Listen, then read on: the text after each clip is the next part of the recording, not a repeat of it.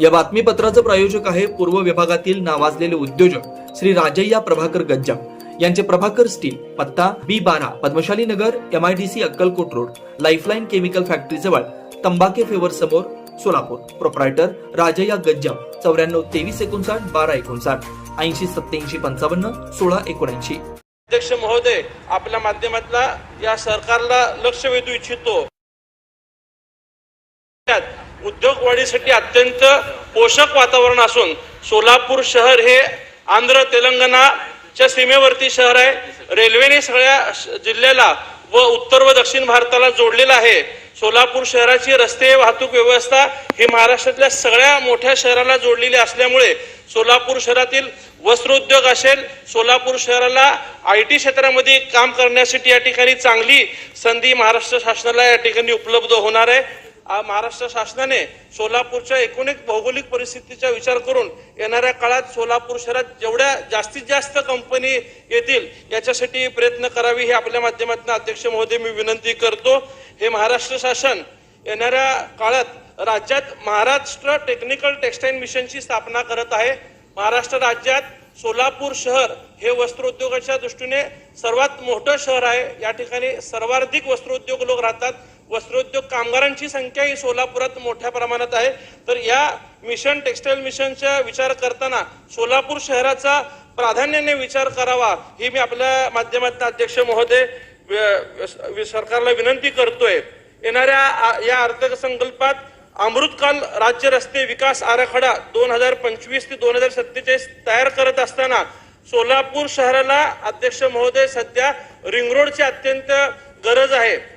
सीमेवरती शहर असल्यामुळं कर्नाटक, तेलंगणा, आंध्र या तिन्ही राज्यातनं येणाऱ्या जड वाहतुकी हे सोलापूर शहरातनं जातात आणि ह्या जड वाहतुकीमुळं दर आठवड्याला 2 लोकांचा मृत्यू केवळ जड वाहतुकीमुळे सोलापूर शहरात होत आहे.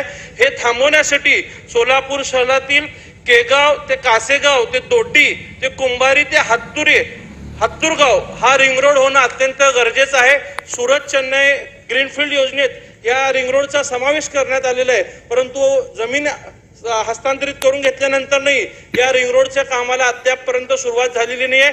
तर सरकारने या कामाला प्राधान्याने विचार करून हे काम लवकरात लवकर जर सुरू झालं तर सोलापूर शहरातली जड वाहतूक कायमस्वरूपी बंद होणार आहे आणि जे गोरगरीब लोकांचा मृत्यू नाहक बळी जात आहे हे थांबणार आहे. यासाठी अध्यक्ष महोदय आपण निश्चितच शासनाला सांगावे. राज्याच्या मुंबई असतील, नागपूर असेल, शिर्डी असेल, अमरावती असतील, रत्नागिरी असतील, गडचिरोली असेल, अकोला असेल या सगळ्या विमानतळाच्या बाबतीत निश्चितच महाराष्ट्र शासन काम करत आहे. माझ्या सोलापूर शहरातील विमानतळाचं नूतनीकरणचं काम देखील या महायुती सरकार व भारत सरकारच्या वतीने झालेलं आहे.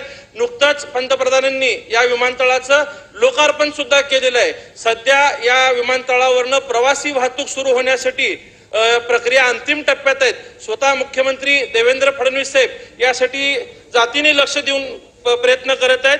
ज्यावेळेस ह्या सोलापूर विमानतळावरनं प्रवासी विमान सेवा सुरू होईल त्यावेळेस या विमानतळाला ग्रामदैवत शिवयोगी सिद्धरामेश्वरांचं नाव देण्यात यावं. आमच्या सहकारी श्री गोपीचंद पडळकर साहेब यांनी सुद्धा आज सभागृहात याबाबतची मागणी केलेली आहे. त्यांच्या मागणीला मी निश्चितच अनुमोदन करतो.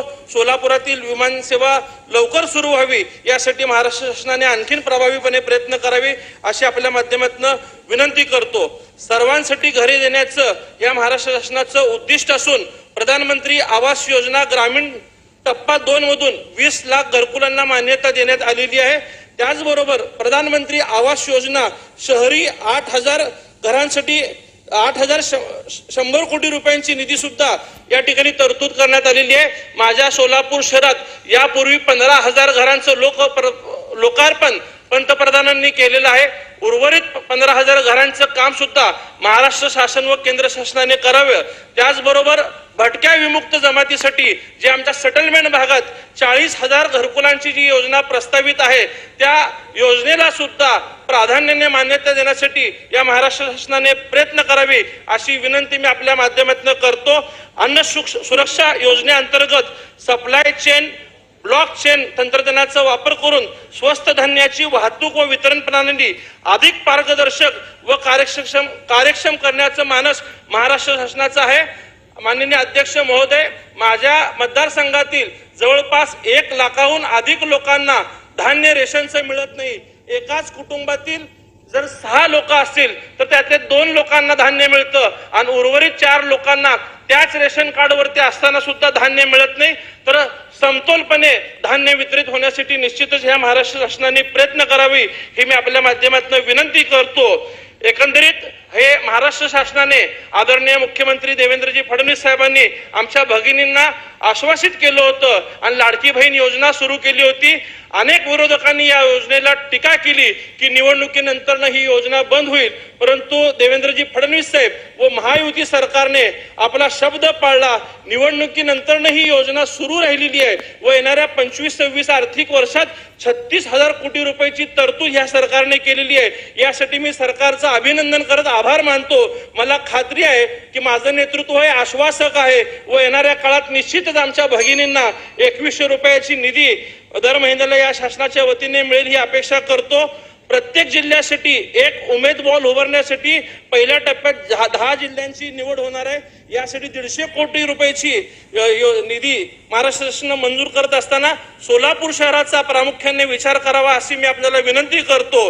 पर्यटन व स्मारकासाठी पर्यटन धोरण 2024च्या माध्यमातून पुढील 10 वर्षात 1 लाख कोटी रुपयांची गुंतवणूक महाराष्ट्र शासन करत असताना महाराष्ट्राचे आराध्य दैवत छत्रपती शिवाजी महाराज, छत्रपती संभाजी महाराज, राष्ट्रमाता मासाहेब जिजाऊ, पुण्यश्लोक अहिल्यादेवी होळकर असतील, महामानव डॉक्टर बाबासाहेब आंबेडकर, महात्मा ज्योतिबा फुले यांच्या स्मारकाचं जतन व संवर्धन करण्याचं कामही महाराष्ट्र शासन करेल हा मला विश्वास आहे. परंतु हे करत असताना सोलापूर शहर हे धार्मिक पर्यटन म्हणून या ठिकाणी विकास करणं जास्त गरजेचं आहे.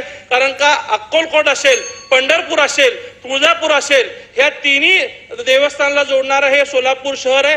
तर यासाठी पर्यटन धोरणामध्ये सोलापूरला धार्मिक पर्यटनाच्या माध्यमातून काम करावं यासाठी मी आपल्या माध्यमातून विनंती करतो.